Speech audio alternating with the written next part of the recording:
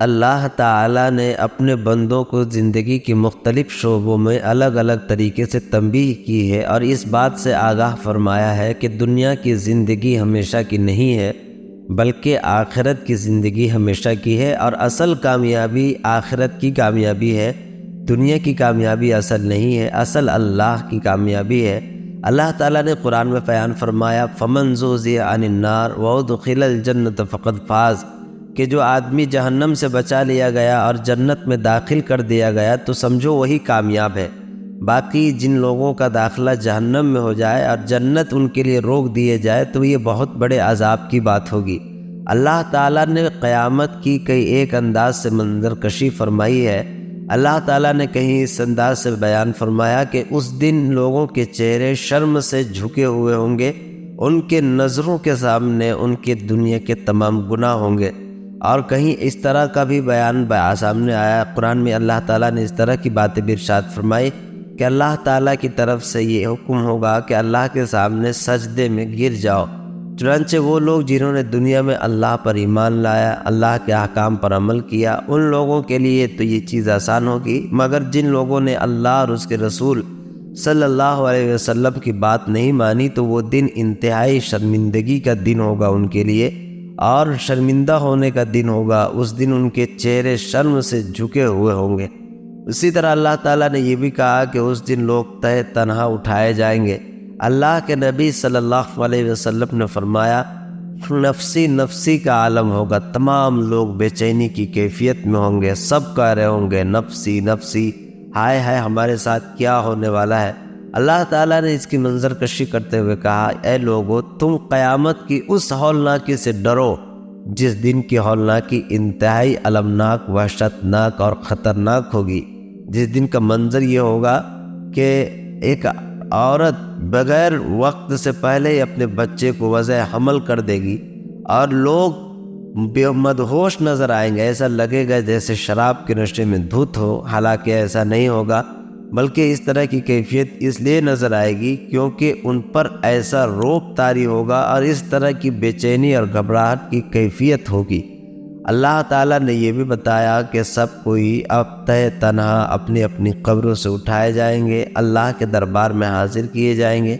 اور یہ بھی معلوم ہوتا ہے کہ اللہ تعالیٰ کے وہاں حساب و کتاب کا معاملہ ہوگا۔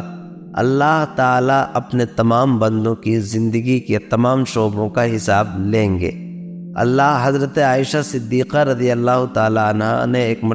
مرتبہ اللہ کے نبی صلی اللہ علیہ وسلم نے حضرت عائشہ صدیقہ رضی اللہ تعالیٰ عنہ سے کہا کہ اے عائشہ، تو دعا کرنا کہ اللہ تعالیٰ آسان حساب فرمائے۔ اور حضرت عائشہ نے پوچھا یا رسول اللہ، آسان حساب کا کیا مطلب ہے؟ اللہ کے نبی صلی اللہ علیہ وسلم نے ارشاد فرمایا آسان حساب یہ ہے کہ اللہ تعالیٰ نامہ اعمال کو دیکھیں اور پھر نظر انداز کر دے، یعنی تمام گوشے پر نظر نہ ڈالے، ہر چیز کی پوچھ گچھ نہ کرے۔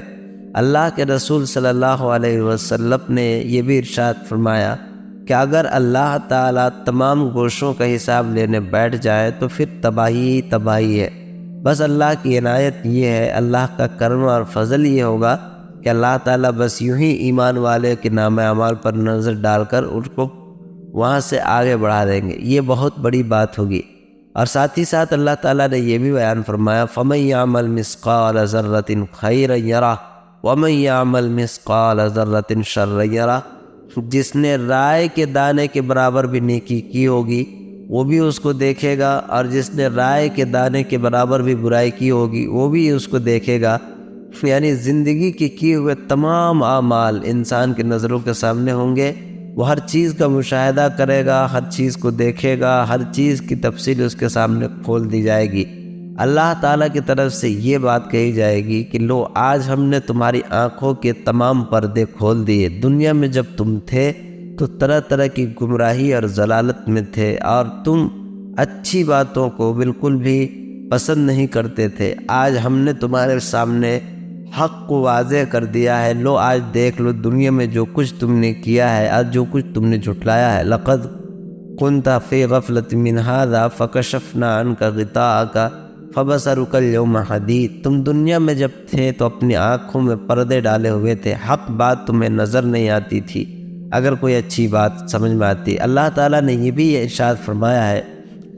کہ اللہ کے دربار میں حاضر ہوگی اہل جنت، جنت میں جائیں گے، جو لوگ گناہ گار اور نافرمان اور اللہ کا انکار کرنے والے ان کو جہنم میں ڈالا جائے گا۔